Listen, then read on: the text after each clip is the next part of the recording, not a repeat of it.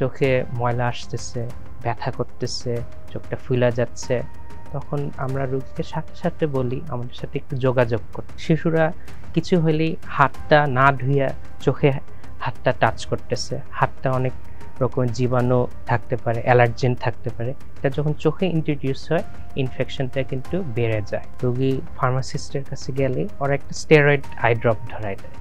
স্টেরয়েডটা দিলে লালটা কমবে কিন্তু ভাইরাসটা আরও গ্রোথটা বাড়াই দেবে, ইনফেকশনটা ভবিষ্যতে কন্ট্রোল করা কঠিন হয়। টিভি দেখা, কম্পিউটার, নাহলে গেম খেলা, এতে দেখা যায় কম্পিউটার থেকে যে লাইটটা আসে ওইটা কিন্তু ব্লু লাইট আমরা বলি।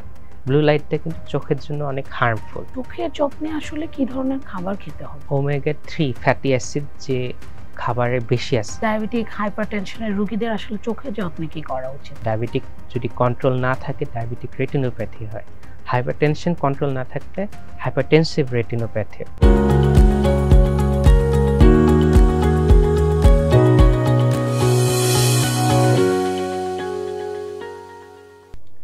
দর্শক, জেএমআই গ্রুপ প্রেজেন্স টিভিএস ভালো থাকুন আপনাদের স্বাগত জানাচ্ছি। আমি তাওসিয়া তাজনম। আমাদের আজকে আলোচনার বিষয় চোখের যত্নে করণীয়। এ বিষয়ে কথা বলতে আমাদের সঙ্গে আছেন ডাক্তার আব্দুর রহমান মোহাম্মদ আলম, সহকারী অধ্যাপক, চক্ষু বিভাগ, ঢাকা কমিউনিটি মেডিকেল কলেজ হাসপাতাল। আমাদের অনুষ্ঠানে আপনাকে স্বাগত। Thank you. আসসালামু আলাইকুম। আমরা আজকে চোখের যত্ন নিয়ে কথা বলবো। এখন আপনি জানেন যে একটু ভ্যাপসা গরম, আবার বৃষ্টি হচ্ছে, এই সময়ে আসলে চোখের কি কি সমস্যা হয়? এই সময় দেখা যায় ভ্যাপসাটা থাকা অবস্থাও হিউমিডিটির যেটা আমরা বুঝি, এই গরমেও কিন্তু আমাদের ড্রাই আই সিনড্রোম হতে পারে। দেখা যায় ব্যাকটেরিয়াল কনজাংটিভাইটিস, ভাইরাল কনজাংটিভাইটিস, এর সাথে অ্যালার্জিক কনজাংটিভাইটিসও হতে পারে।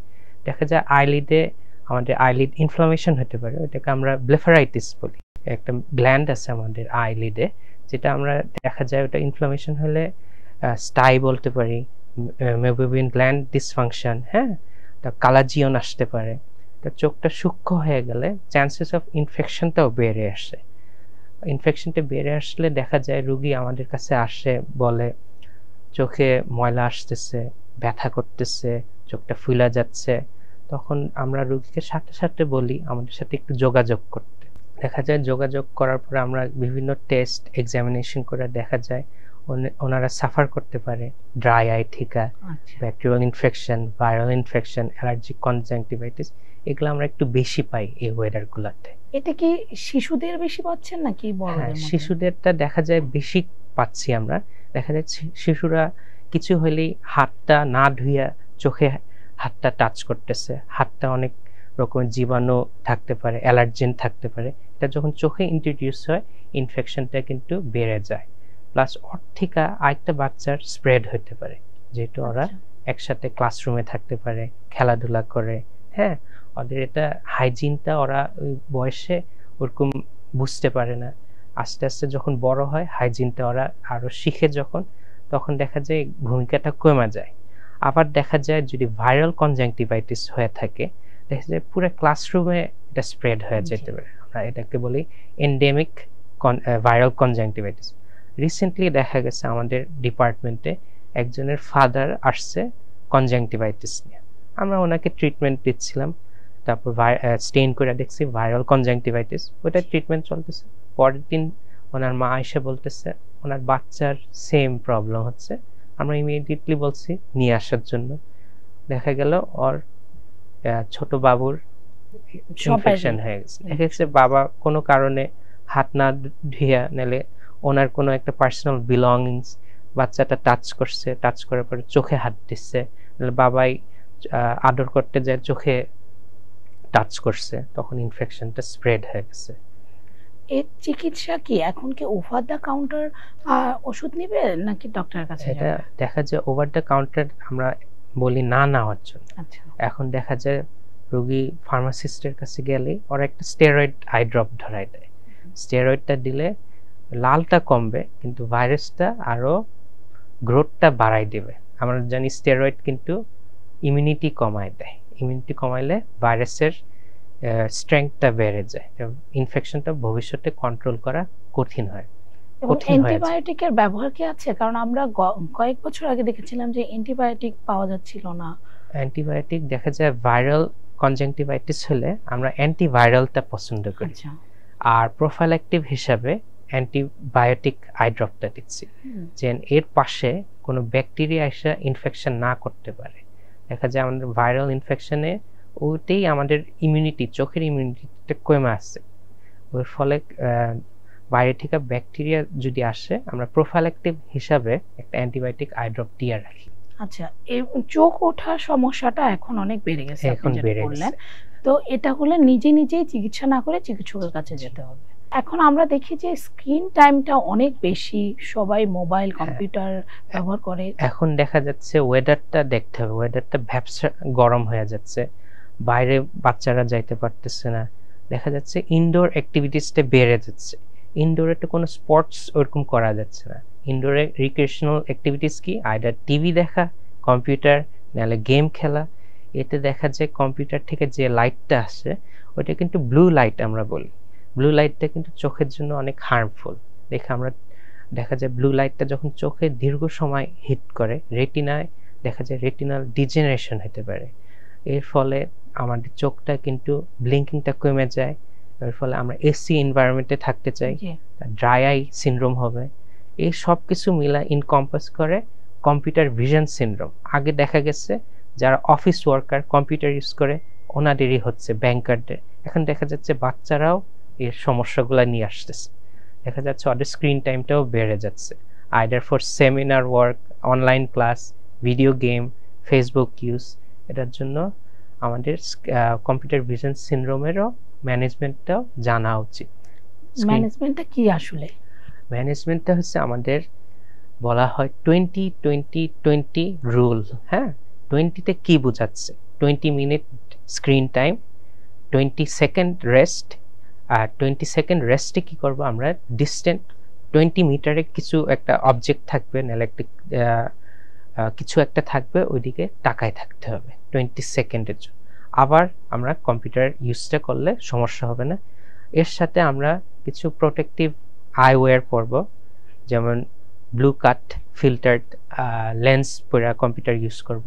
এখনকার কম্পিউটার স্ক্রিনেও দেখা যাচ্ছে সেটিং আছে, আই কমফর্ট সেটিং, তারপর ইউভি রিডাকশন সেটিং করা যায়, স্ক্রিনেই, সেলফোনেও করা যায়, ল্যাপটপে করা যায়। এই সেটিংগুলো আমাদের জানা উচিত, তাহলে এই সেটিং ইলেকট্রনিক্সগুলা কিনতে হবে আমাদের। এর সাথে দেখা যায় আমাদের ব্লিঙ্কিংটা কম হচ্ছে, কম্পিউটার যারা ইউজ করে ব্লিঙ্কিংটা আমাদের কেন করি, ব্লিঙ্কিংটা করলে সুবিধা কি, আমাদের যে টিয়ার ফিল্মটা থাকে চোখে, এটা লুব্রিকেট হিসাবে স্প্রেড করে, টিয়ার ফিল্মটা আবার রিপ্লেনিশড হয়। যদি ব্লিঙ্কিং না করি, যে টিয়ার ফিল্মটা থাকে আমাদের চোখের উপরে ওটা ড্রাই হয়ে যায়, ড্রাই হলে দেখা যায় ড্রাই আই সিনড্রোম হবে, তখন চোখটা খচখচ করবে, চোখটা চুলকাইতে হবে, আই রাবিংটা বাড়বে, এর থেকে বিভিন্ন রকমের আই স্ট্রেন হবে, আইটা ব্যথা করবে। এর জন্য সবকিছু নিয়েই আমরা এটাকে বলি কম্পিউটার ভিশন সিনড্রোম। আচ্ছা, ড্রাই আই হলে আসলে কি ট্রিটমেন্ট কি?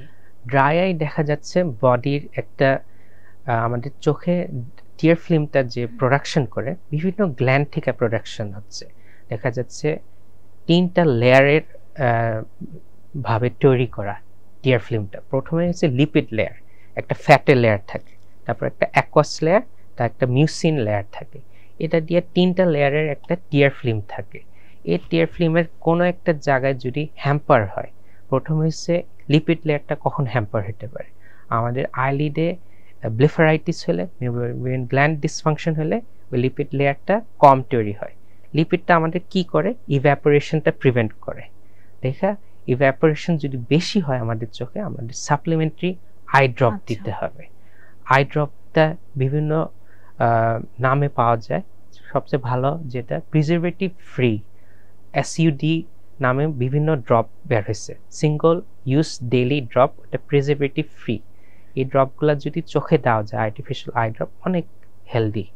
আর এর সাথে লিপিড লেয়ারটা যেন ভালোভাবে তৈরি হয়, আমাদের যে কড লিভার অয়েল, ওমেগা 3 যুক্ত খাওয়াগুলা, এগুলো একটু বেশি খাইতে হবে। হ্যাঁ, আপনি খাবারের কথা বললেন, চোখের যত্নে আসলে কি ধরনের খাবার খেতে হবে? খাবার খেতে হচ্ছে যেটা আমি বললাম, ওমেগা 3 ফ্যাটি অ্যাসিড যে খাবারে বেশি আছে, যেমন ফ্যাটি ফিশ, হ্যাঁ, সি ফিশ, যেগুলা চর্বি যুক্ত বেশি, ওগুলা খাইতে হবে। গ্রিন লিফি ভেজিটেবলস, তারপর লিফ, এগুলা খাইলে দেখা যায় আমাদের ওমেগা 3 ফ্যাটি অ্যাসিড, তারপর ভিটামিন এ, রেটিনল, এগুলা অনেক হেল্প করে আমাদের বডির জন্য। ভিটামিন এও যদি ঘাটতি থাকে, এটা হচ্ছে নাইট ব্লাইন্ডনেস আমরা বলি, এর থেকেও আমাদের চোখটা ড্রাই হয়ে যায় কিন্তু ভিটামিন এ ডিফিসিয়েন্সি থাকলে। চোখের আসলে সমস্যা হচ্ছে কিনা এটা কিভাবে, কোন লক্ষণগুলো দেখলে বোঝা যায়? শুধু কি লাল হয়ে যাওয়াই একটা লক্ষণ?